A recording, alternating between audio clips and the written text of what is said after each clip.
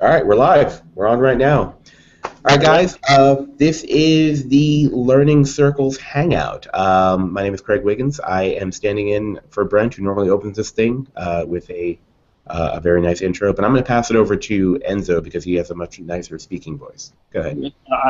Right. Yeah, sure.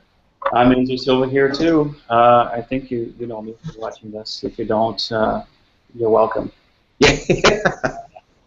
Yeah. You might recognize Enzo from such films as As some series like The Walking Dead, if I can recognize myself as a zombie, maybe. that's true. Yeah, Uh, I could see that. Yeah. So it looks like so our two normal co-hosts, Melissa and Brent, are I think they're working actual jobs or something, which is like whatever, right? Um, Apparently Melissa works for a real company. This is what we've learned today.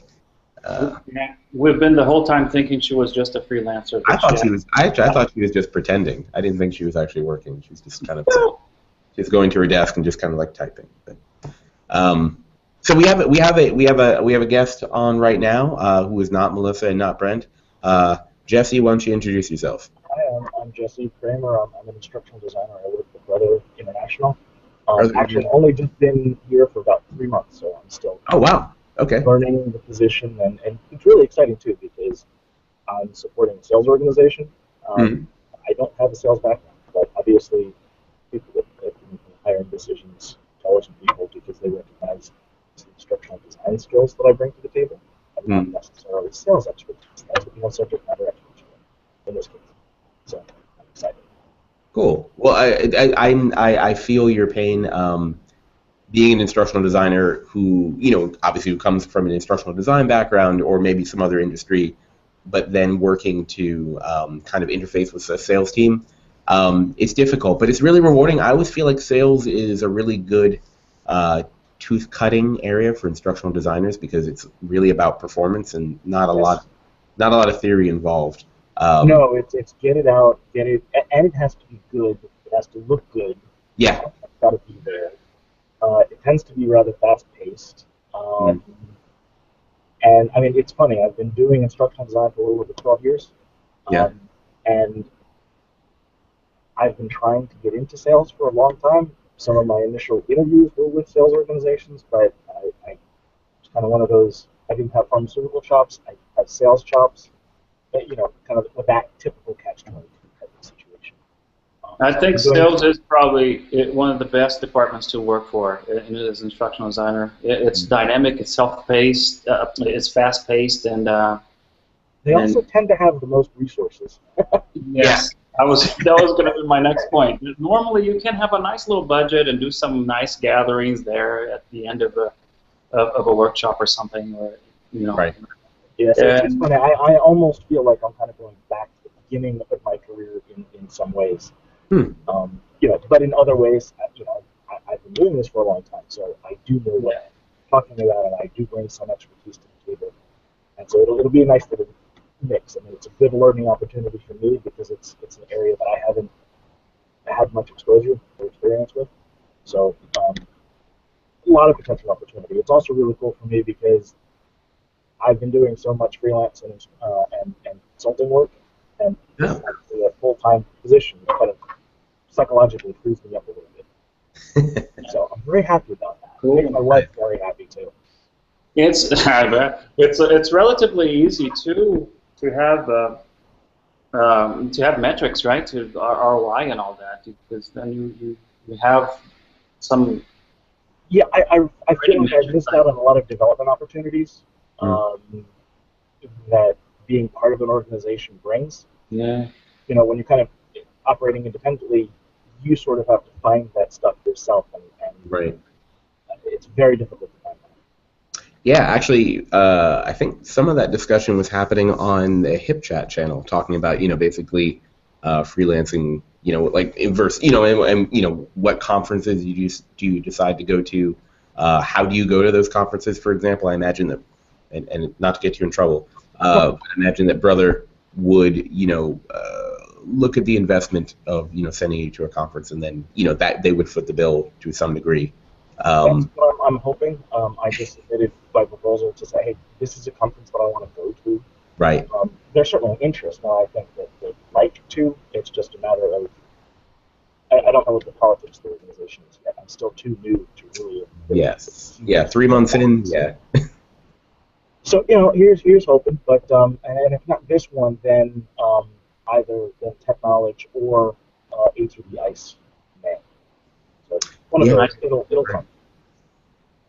Yeah, that's a good point. So I think kind of talking about that really quickly, I know that Enzo, you're going to be at DevLearn this time because you're doing a session like I think Friday morning, the same time I'm doing my session, I think. Oh, we're competing then. I think so. So just You put me in a tough position because But mine is about zombies. That really looked intriguing. I like the way you presented that. Yes, but mine is going to have like 50 people. Basically, our session is going to be like the Wu-Tang Clan performance of the event because we're going to have not one person up there, but I think 4 people on the plus. I'm looking forward to the 5 people that will attend mine, and the 2 that will stay after 5 minutes. Well, there's always that. Do you remember the first time you did a presentation and someone walked out and you're like, oh, it hurts. But I did such a good job. Why are you leaving? Actually, I only remember the times droves of people are just waiting to come in. Oh, right. It's just the people like why can't I get into Enzo's session? It's right. Right. Yes, of course. So we were going to talk today a bit about, and I hate to do it without Mel and Brent being here, but I guess they miss out. Talking a bit about a few things. I mentioned last time, I think, that I was doing some research into alternative authoring tools. So let me just do a bit of self-promotion here, if you guys don't mind. On Monday, my final article with I think with a couple of my ADL colleagues will be coming out in Learning Solutions magazine, and it'll be on the subject of authoring tools in XAPI. So obviously I mention XAPI at least one time every session that we do. So this is that time. And to do that, we were looking at a bunch of authoring tools, and it occurred to me that as I'm doing more community management now and not as much straight-ahead e-learning authoring and development as I used to do, I wanted to take another look at e-learning authoring tools, but more importantly, I wanted to look at stuff that is freely available to people and open. So I started looking at the ADAPT framework. Let me see if I can share that with everyone. There we go. All right, I was looking at the ADAPT e-learning framework. For those of you who don't know, this is an open e-learning authoring tool that creates fully responsive multi-device HTML5 e-learning content. So there is a framework that you need to kind of acquire, and there is an actual e-learning authoring tool that is acquired. They're both free to acquire. This organization, the ADAPT Learning Community, they have this vision statement and what they're trying to get done. It's one of those things that requires more people in the e-learning community, in my opinion, to get involved and to kind of help people out and let them know or kind of show them what. There we go. If you're a developer, to get involved. If you're an instructional designer, kind of get involved. There's a community discussion forum where people talk about what they like to do and what they've done. There's a demo that you can see, which I think I'm showing you guys right now. I'm not going to run through the whole thing, but this is just an example of stuff that was actually created with using ADAPT. Basically, just not exactly a click through. It's more about scrolling, and you can make selections. And so basically giving you a lot of the things that you can get in some of the more common or well-known authoring tools. So I think I'd like to do a bit more investigation of some of the things out there, but in doing so, I found a few other tools that I'd like to just mention briefly. These aren't necessarily authoring tools, but things that I think instructional designers and e-learning designers and developers might want to know more about. One is something called Hypothesis. Hypothesis is a way to create a annotation layer, and it's based on something called annotator.js, and which is a JavaScript library. So you can add annotation functionality to a web page. So I think this is something that will be really interesting for people to use, especially within classes where you are, you have a web-based text that you're supposed to review, and if you could share, people could share or add annotation about the text, and then share that annotation among themselves and discuss it online, prior to meeting to discuss the content. The last little bit of something that I took a look at was another JavaScript library called interact.js. And this is just a pure JavaScript drag and drop library that I really kind of had a lot of fun with. For those of you who are looking to do some development outside the box or trying to do some your own homebrew, this is something that I'm really interested in, and I think you might be as well. I plan to do a bit more discussion of tools like this over on the e-learning subreddit over on Reddit. So hopefully in the next week or two, I'll have that stuff up there, or at least some stuff up on my blog, and then linked here. So look forward to that. Nice. Yeah. So that's it. It does look interesting. I mean, I know that there's an skillet developer. That's one of the tools that I use frequently. Yeah.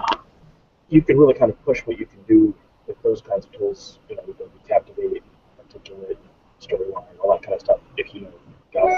Yeah, and I think that's something that's being recognized a bit more, is that, and this is kind of where we're kind of dragging e-learning developers who are not actually developers out into the light, so to speak. Not that it's bad to start off as an e-learning developer working with authoring tools, but recognizing that, your storylines or your lectors are actually abstractions, right?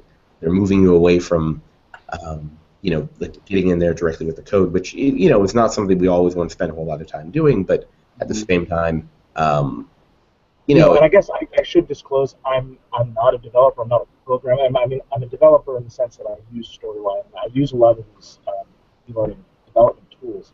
Yeah. But I'm not a programmer, and there have been a few points in my career where I've had to make that choice of, I've had the opportunity, do I go down this path, or do I go down that path? I've always kept myself as an instructional designer, but I've touched on the technology enough where I can have a conversation with a programmer and say, this is what I need to do, and I can know enough about it to know, am I asking something for him or her that's going to take them a week or a few hours? So I kind of know what the parameters are. And with lynda.com and stuff, I am starting to get into learning a little bit more about the programming. Right. Because I now have more of an interest in that, but it's always been a very clear delineation, and I mean, I have a lot of respect for people that are good instructional designers and good programmers. Right. But they're very few and far between, and it takes a lot good at both, and I'd rather be good at one thing than mediocre at two. Actually, that brings up a good question, Jesse. Given your experience, and especially the way that people look at instructional design as a whole and then e-learning as a subset, have you found in your career that people look for more expertise in your instructional design ability or in your e-learning development ability? That's a good question. I thought so. I think it depends on what the position is that I've been going after. I mean, lately I think it's been use of these tools. They need training created in this particular area, which also I think sort of, I don't want to say pigeonholed me, which is another reason why I'm excited about this particular position, because I've done a lot of application training. So before I was at J&J, and I was training on their electronic trial management filing system. It's a tool that they use for clinical trials. And I was creating e-learning for that and conducting virtual classroom training. And that was really all that I was doing. So there really wasn't a whole lot instructional design. I was able to influence, I think we should use some of these tools. I think we should bring this technology in, but it's a very slow-moving boat to kind of get corporations to change the tools or the way that they look at. Like, I'm creating the product training right now, and I'm really excited about it because the interface, I want, like, when the user first comes into the training, it's going to be, I want you to explore history of the company, the timeline. I am going to have a map of locations and a corporate structure. and they're going to click on icons to take them to those particular sections, whereas a lot of the other training that I've done in the past has been very linear. Here, welcome to this training, and then we take you down this path. They're still going to have to complete all of those sections. They can do it in whatever order they want, and this allows me to be able to take that particular piece of the training, and I can give it to marketing, or I can give it to HR and say, use this for your orientation sessions. You know, so it makes it a little bit more versatile. So I think I'm getting a little bit more freedom. Does that answer the question, or did I kind of go off in another direction? No, you went off on your own tangent, but we encourage that here. So you're already fitting it. This is Okay, good. I'm so glad. All right,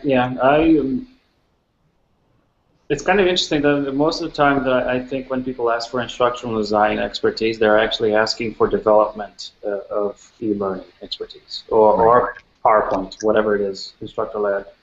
I think people that are asking for instructional designers don't have much knowledge of what it really means to be an instructional designer. They already come with something ready in their minds. I want this, this, and that. Now go build it. They don't think of instructional objectives and goals and things like that. But that's... Yeah, I definitely agree. And I'm finding here, like, one of the things that they're doing is they're building an onboarding. I'm working with another more senior instructional designer, manager, I think. And she's building an onboarding program, and I'm going to work with her developing the training that's going to be a part of that. So it's kind of, I'll have that opportunity, I think, to guide, hey, I think we could do this strategy, or based on the information, let's conduct a needs analysis and figure out what is the information that we're going to gather here for this, and move in that direction. And then I can go build it, or outsource it. You know, I mean, there's two people here that are doing this, and it's not enough to build and create everything that we're going to be doing, but I can certainly work with a vendor, and I'll be the guidance to them and say, this is what we need, this should change, Right. Whatever the case. What was that? Might be my phone. I don't know. Let me move. Sorry, man. I have to mute you guys, or not mute you guys. I have to mute myself a couple times because there are people on the roof, and I feel like they're doing flying elbows to my ceiling. So I don't want you guys to hear that. I see, Jesse, that you had listed. How do you pronounce it? Zerte? Or no, that was you. That's just a tool that I've played with in the past. It actually, I think it has a WordPress plugin as well that you can work from WordPress with that. It's another authoring tool, kind of like similar, I would say, to Lectora or something. Like you can see a tree of the assets you have, and then you build things. And that's a free open source tool as well. It's for open tools, right? You can download the toolkit there and create. It's very simple e-learning, multimedia. I think it's a Java-based application, but you can play with that. Yeah, I think it is. Yeah. Art, Exert, I guess. And I also shared, I think you can, to your point earlier about the openness and the market is dominated by the likes of Captivate and articulate tools and stuff. But there are a lot of things that you can use on a budget, right? And I think Joe Ganchi, for example, is the king of authoring tools, and I'm sure he has a huge list somewhere on his elearningjoe.com website. But there are things you can do from start to finish in open source, right? And free tools like Debug Mode, for example, has a tool called Wink that you can capture screenshots and make interactive scenarios for software training, for example. That's similar to Captivate, for example. And it's called Wink by Debug Mode. And I think I never heard of that. The thing with open source, though, and in general, I'm not saying every tool, but in general, they tend to require more work. It's like the tool that you just shared. What's the name again? Adapt? Yeah, Adapt. Yeah, that requires a bit of work up front. Yeah.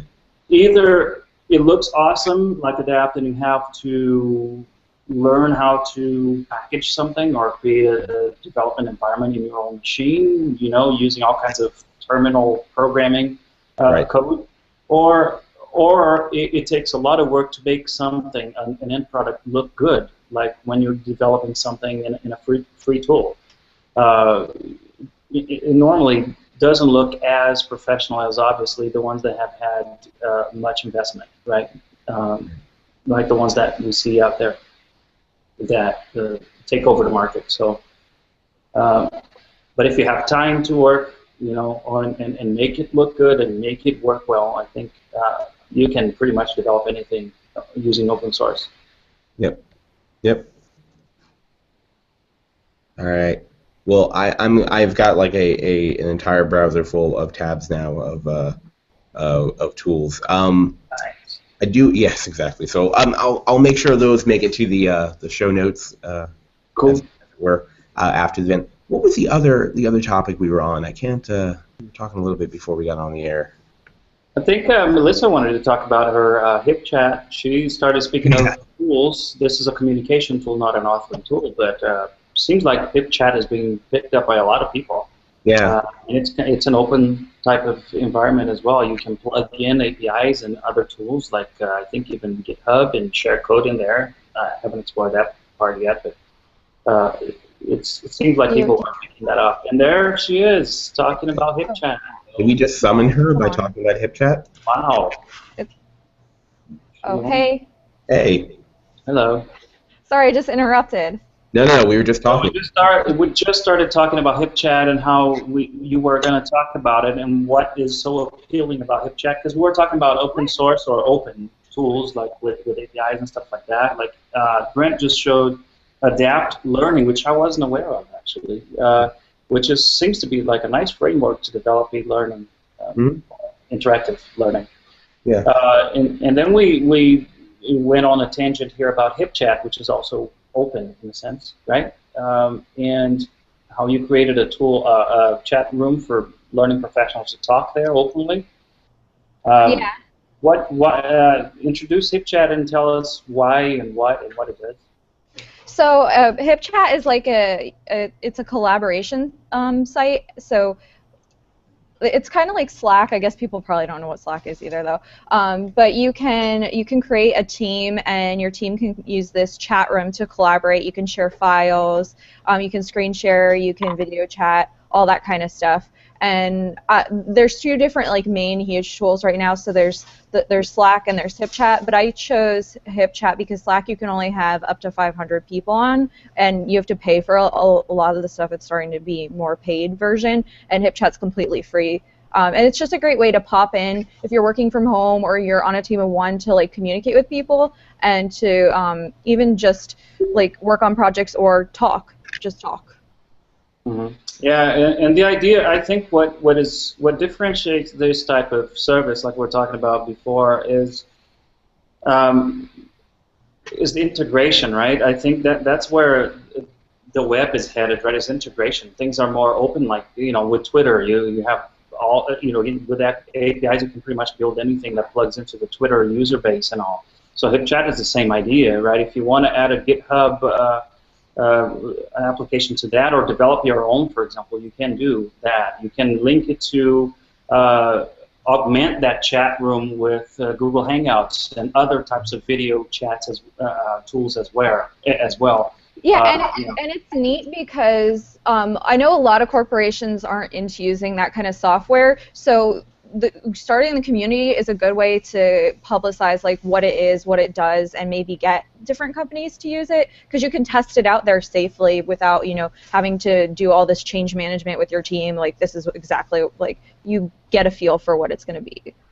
Yeah. And what be like, and how it could benefit your team too. Mm-hmm. I think there's just so many positives to it, and just even people have been posting jobs and getting people in contact with jobs through it. So it's just a great community that's live, and you can get answers right on the spot. Unlike Twitter, where you kind of have to search for people. It's fleeting, yeah. Yeah, no, I do like that. I've been dropping a lot of job leads onto the job board there. Yeah, and people really appreciate that. I told my alumni network and I sent them the link to it because some people were looking for jobs in DC, and I was like, oh, Craig knows, like he had posted like 20 jobs the other day. Yeah, actually, I need to update that channel because I heard of a few more yesterday. So yeah. I just posted on our page here the join HipChat link here for that specific community we're talking about learning pros. Join our HipChat. Oh, you posted it. Yeah, you posted it in the HipChat. Are we gonna get flooded with well, I guess we can only take a few people at a time. So, but be warned that there are tons because it's it's open, integrated with other things. We have a GIF repository or GIF repository connected. So you just type in GIF and whatever word, and it shows a random GIF. So be careful. But isn't that so interesting that people are communicating that way? I think that's like almost a research project in itself for how we're communicating with pictures instead of words. Yep. I mean, that's kind of what I do. So this is the most talking I do all week. It's on learning.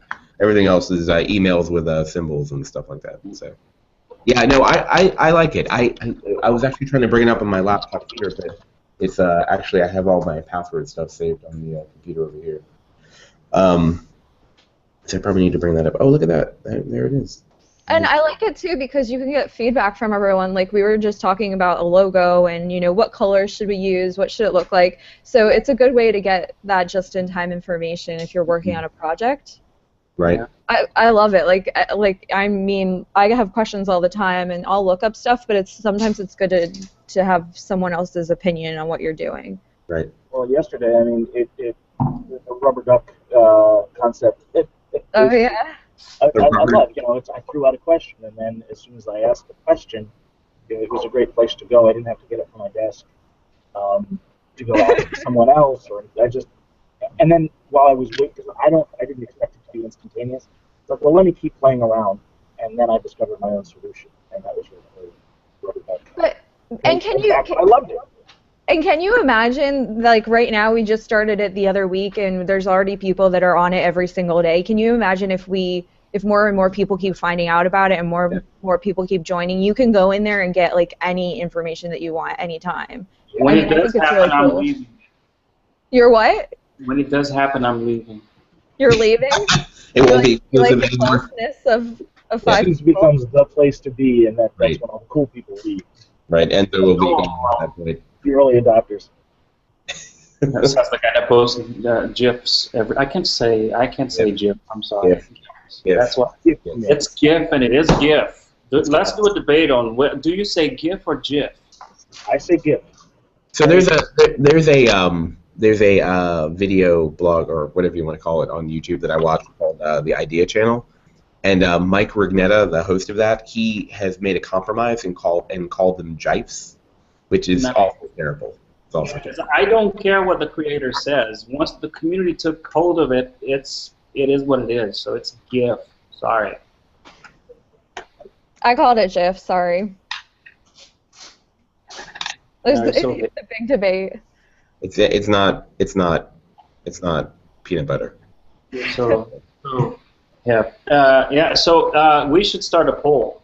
How do you say this and post it on the page? I can say. So if you're back in the community there on our Learning Circles Hangout, just post it there. I say GIF with a J or GIF with a.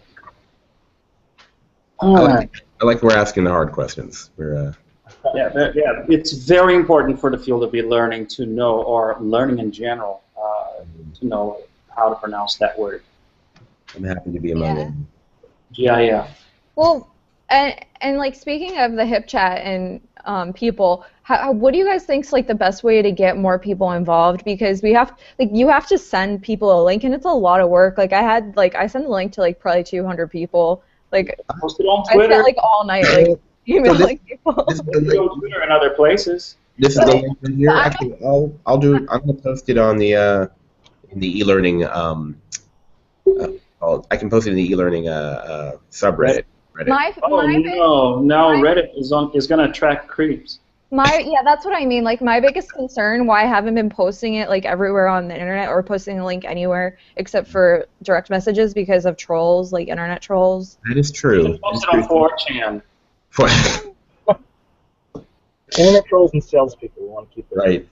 Well, I know I said Jennifer Lawrence would never join us. there's a vendor room for a reason. I was like, the only rules is that everyone's equal and respects each other and nothing weird.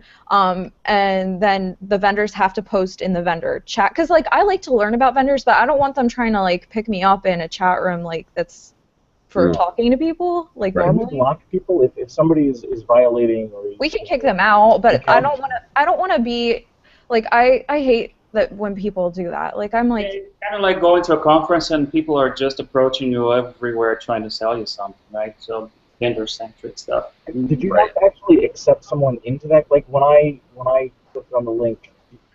no, because it's a special link, so So you have to have the link in order to get there. you have to have the link to get in, and I don't have to do anything to be the link. I wasn't sure. And there's the call. It's from the famous Carlo's Bake Shop on TV. Oh yeah. Very good.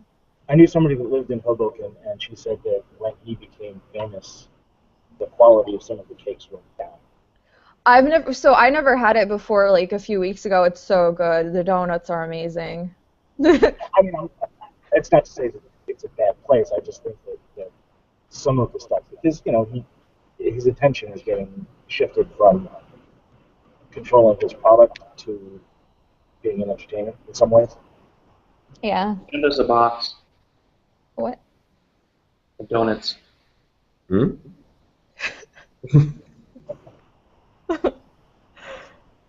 right, so Awkward silence. anyway, Coffee shop, donuts. Actually, I haven't had lunch. I should have lunch. I haven't eaten yet.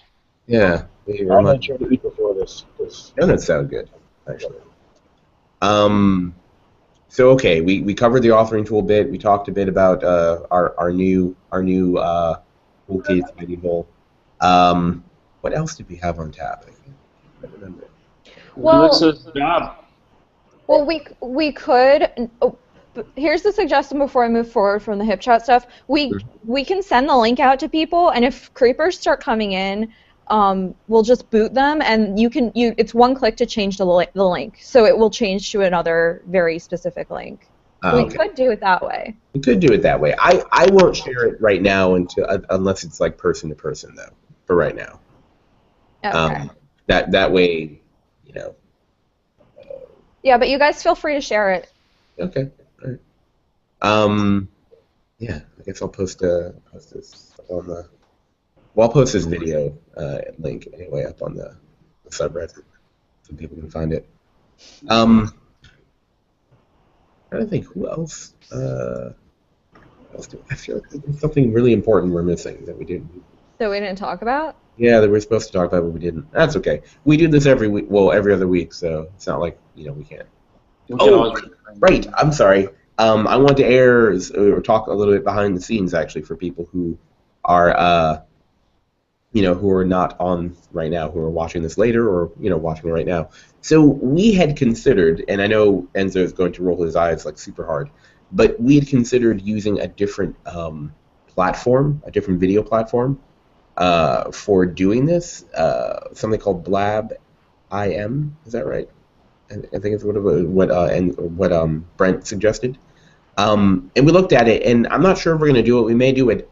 We may decide to do a test run on an off week, not one of the regular things, just to see how it goes. But it looks to me like the primary benefit is that all four of you are on screen at the same time in a quadrant.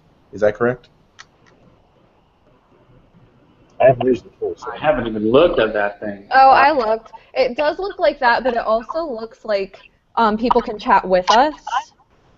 Oh, so like we can see the chat stream while we're talking. Yeah, like it's kind of like it's just like Meerkat or like Periscope, but like they can chat with us and we can like answer their questions and stuff like that.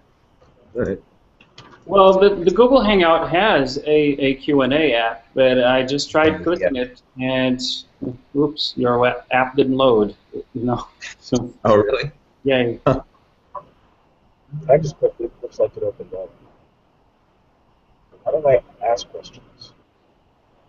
Well, I think you'd have to be looking. Well, I think what it is that you'd have to go to the YouTube link for this current event, and then when you go there, there's a Q&A. There's a Q&A prompt, and you can open that up and then start like. And I think the other thing is, and maybe this is something Brent's thinking, but I probably can't speak to, is that it's going to be like a network, so that people, it's like going to be like another social network that people are logging into, and then so random people will find our stream. I think maybe he's thinking that. You have to be looking. Well, I think what it is that you have to go to the link for. What? Did I just do something? No. I heard my own voice, but I wasn't speaking. I did too. It was super creepy. I was like, what's going on? It's super creepy. Yeah, it's like somebody is impersonating me. I don't see myself. All right. It wasn't you? Weird. All right. I don't know that. There's a ghost. Yeah. The ghost of Craig. The ghost of Craig. It's probably because I went to the Q&A app, and what it did, instead of launching a Q&A on the actual community there, it launches the YouTube, and you have an it launches the YouTube. Right. So the YouTube is delayed by like a minute or something like that. So by the time I closed it, you probably heard yourself. Yeah, it's so bad. Yeah. So, so I'm not bothered. I just wondering what was going on. All right, guys. What are we doing? Oh no, sorry. Before we did this before we got on the air, but I want to kind of go over it again. So Brent is not on, so he can't talk about what he's going to do. But Enzo, you are going to be presenting at DevLearn this year. Yes, I will. I'll be there talking about zombie apocalypse survival for learning and design and development professionals. All right. Hopefully it won't spread. Hopefully it will go viral. Right. Hopefully we will be the patient zero of your ideas. All right. I think the same Friday morning I'll be doing a session with a bunch of other people on an XAPI use case involving, actually, I think it's the one involving sales training. I'm not sure. I should be sure because I'm going to be doing it, but I need to review my notes and stuff. But so we'll be doing that. I think we'll both be presenting Friday morning, which is the last day of the conference. I will be doing a morning buzz on Thursday morning with Anthony Altieri about what else? XAPI. And I will be at the XAPI camp, which is, I think, a pre-event at DevLearn on Tuesday the 29th. So that'll be, what is that? That's XAPI camp. I want to see if I can bring that up. There's going to be a bunch of people there. There'll be, who's going to be there? Sean Putman's going to be there. Brian Miller from Rusty is going to be there. Andy Johnson and I are going to be there. A bunch of other people are going to be there. Ben Betts is from HT2 and Curator is going to be there. TJ Seabrooks from Rust2C, Art Workington from Risk, talk about CMI5. Anthony Altieri will also be there. Russell Dewin from Saltbox, Nick Washburn from Riptide, Brian DeSablon from everything. Actually, Brian is everywhere. Brian DeSablon, but he's the owner of Duce Enterprises. Megan Torrance, who did the really awesome XAPI GNOME project this past year, will be there, and many more people. So if you're going to be not going to be there, who's not going to be there? Yeah, who isn't going to be? Just say everyone important will be there. No, I'm just saying, like, people who just don't know. That's what I'm saying. So if you're around, if you're going to be in Vegas for DevLearn and you're around on Tuesday, prior to the kickoff of the event of the conference proper. And I'm going to be there. I just found out. Hey, all right. So I'm not presenting or anything, but if anyone needs storyline help or any kind of multimedia, I'm totally down to help anyone. So You should get like a placard, and then I should have like my own desk, and like people can just like come. Yeah. An impromptu workshop table. Yeah, absolutely. You should. All right, so this brings me to my point. Are we going to try and do a live from DevLearn event? I think we should, because it'll be like really cool, because we'll all be in the same place. It'll be weird. It won't be like weird, but. No, it will be. We'll have to figure out how to actually. I mean, we may have to do what we're doing right now, just sitting next to each other. Yeah, and sorry about that. My boyfriend, he's packing our house right now, so he like. Oh right. No, yeah. Well. He's packing your entire house. Yeah. What? You are? I know. Sorry. The first live fight. Thank you. The first. Yes. He should come on. He can talk about e-learning. He knows. He made e-learning. Tell us about e-learning, whoever you are. Thomas. You'll ever see in your life. That's right. He said it's the best you'll ever see in your life. These are strong words. I feel like we need a Thomas cameo. You should see it. I should screen share. I don't know if he had it, but he did one with like a medical one where with X-rays, and so on the X-ray when you like click it, it shows like an X-ray of someone giving the finger. So it was a little inappropriate. Show it. No, I'm not gonna show it. I feel like we should have. No. This sounds like a good idea. I feel like we should actually have some sort of behind the scenes, making of the e-learning. Thomas, tell us why you incorporated the finger into this particular interaction. Well, I think it's interesting to get people's perspective that aren't in the field, because he automatically did something really funny, and like everyone else is so serious. They're like, this e-learning has to be serious. Like. I think that's cool for it. Well, I mean, if they saw it. Okay, so I want to save this for next time. I'm going to have to sign off, but so we should probably wrap up in a little bit, because obviously it's all about me. But I think we should actually, one of the subjects we should tackle in an upcoming episode, I guess is what you call it, is the idea of actually doing e-learning Easter eggs, if you've done them before. Because I know that I have. Yes, I have too. I always do them. Yeah. Yeah. So it's not something that people obviously talk about, because you just decide to do it as an e-learning designer or developer. And I did one once, and it was not just an Easter egg, but it also gave you a prize if you found it. Oh. Prize. All right. What kind of prize? Like a physical prize? I think it was like a $100 gift card or something. Oh, wow. No. Okay, I've never done that for anybody. I'd just be like, congratulations for clicking around. That's. It was the company's money. Yeah. Not that many. Two people found it. Hmm. Did they each get $100, or was it split $50 between them? That's a good question. Yeah, did you split the money, or did they each get $100? Each got 100. Wow.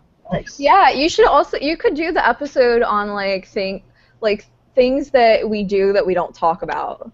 Oh, yeah. Do stuff like that. But we don't really talk about it. We do it. No, but we should actually just go ahead and talk about it. That would be awesome, yes. But with regards to learning development. Yeah, that's what I mean. Yeah, like nothing. Yeah, right. Like, I could just imagine where that could go. Yeah. No, we do need to restrain it. Yes. Our 500,000 viewers, thumbs up if you want that topic. Right. Please, give us your input. We'll try to sift through all the input that we get. I have a lot of them.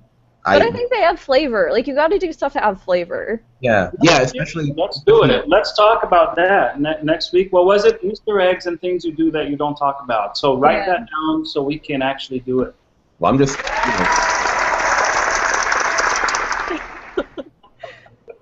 All right, guys. Let's do a round of I guess reintroductions for people who came in late or who didn't care about it in the beginning. Jesse. I'm Jesse Kramer. I'm a relatively new instructional designer at the company that I'm at, Brother International. I've been here for 3 months doing sales training. Done a lot of e-learning specialism. Cool. And I'm excited to get to the position because it's supporting a sales organization. I haven't really done that before, so I've seen a lot of great opportunities and a lot of places where can finally let some of my creativity show. Yes. Where do we find you online? On Twitter or something like that? Yeah. You know what? It's been a little while since I've used my Twitter handle. I think it's at JKMind, JKMIND. I was trying to be creative years ago. JK Mind. Yes. Jesse Kramer, Mind. Oh, there he is. There he is. All right. Following. Oh, good. Not Craig. All right. I am Craig Wiggins. I am the community manager for ADL, Advanced Distributed Learning. The people who brought us. Am I on the clock? Is that what's going on? I will be at DevLearn. You can find me at craigwiggins.github.io. That's my blog, which I have not updated recently, but I should probably get around to it. I'm going to probably throw something up about my working with Adapt pretty soon, so look out for that. And I've got an article along with Andy Johnson, Peter Working, Steve Foreman, I think Jason Hagen, myself, talking about XAPI and authoring tools, so look forward to that. It should be out in Learning Solutions on Monday. Melissa? Hi, at Milloway is my Twitter, and I use it for mostly everything. So you can just find all my information on Twitter. It's easy enough, I guess. And I am Enzo Silva, enzosilva.com, and you can find me everywhere. Look under your back. Oh, that's mildly disturbing. That was terrible. Right. All right, guys. Thanks for showing up, and Jesse, great inaugural appearance. Hope to see you